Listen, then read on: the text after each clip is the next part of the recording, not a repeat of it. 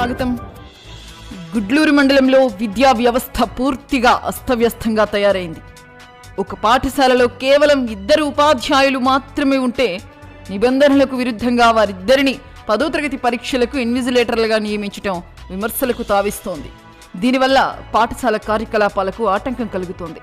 శుక్రవారం నాడు సిఆర్ఎంటీ ఆ పాఠశాలకు దిక్కయ్యాడు. ఇదిలా ఉండగా ప్రైవేటు పాఠశాలలు మాత్రం నిబంధనలకు విరుద్ధంగా 2 పూటలా కొనసాగుతూనే ఉన్నాయి. ఎండ తీవ్రతల నుండి విద్యార్థులను కాపాడేందుకు ప్రభుత్వం ఈ నెల 15 నుండి ఒంటిపూట బడులు నిర్వహించాలని, అన్ని యాజమాన్యాలు అమలు చేయాలని జిల్లా విద్యాశాఖ అధికారి మండల విద్యాశాఖ అధికారికి సమాచారం ఇచ్చారు.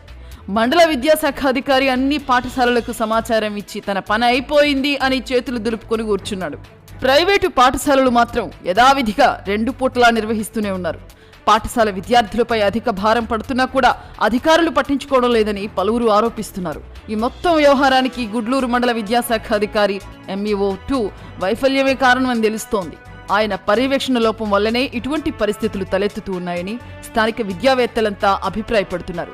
ఈ విషయమై MEOను సంప్రదించగా 2 పూటలా పాఠశాలలు నిర్వహిస్తూ ఉన్నారని, విద్యార్థుల తల్లిదండ్రులు ఎవరూ తనకు ఫిర్యాదు చేయలేదని, పత్రికల్లో మాత్రమే వార్తలు వస్తున్నాయని చెప్పడం గమనార్హం.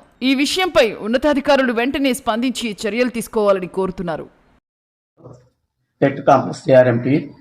ఇక్కడ MEO గోవర్ధన్ సార్ గారు నన్ను డిప్యూటేషన్ మీద పాజర్ల MPPS స్కూల్కి తెల్లమండలం జరిగింది. ఇక్కడ ఉన్న టీచర్స్ 10th క్లాస్ డ్యూటీకి ప్రసాద్ సారు, వేణు సారు వెళ్ళడం జరిగింది. ఎన్ని రోజుల నుంచి వెళ్ళారు? ఈ రోజు అంటే వచ్చాడు. ఈ రోజు నుంచి ఎన్ని రోజులు రారు? ఎప్పటి నుంచి అది ఐడియా లేదు. మిమ్మల్ని MEO గారు వెళ్ళమన్నారు.